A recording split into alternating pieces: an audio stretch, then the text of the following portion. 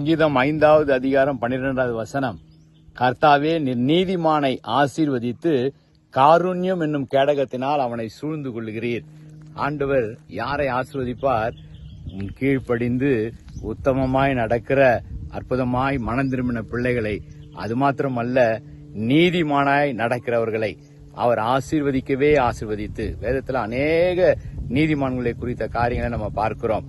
என்ன செய்வார்? அந்த வருடம் முழுவதும் நான் நீதியாய் நடப்பேன், உத்தமமாய் நடப்பேன், எனக்கு முன்பாக நீ உத்தமமாய் நடந்து கொண்டிரு என்று ஆண்டவர் ஆபிரகாமுக்கு ஆலோசனை சொல்லுகிறார். அதனால தான் ஆபிரகாமுக்கு அவ்வளவு பெரிய ஆசீர்வாதம். அத சங்கீதம் சொல்லுகிறது, நீதிமானை ஆசீர்வதிக்கிறது மாத்திரமல்ல, காருண்யம், அவருடைய கிருபை இந்த வருடம் முழுவதும் சூழ்ந்து கொண்டு கேடகமாய் பாதுகாப்பாய் உங்களுக்கு இருக்கும்.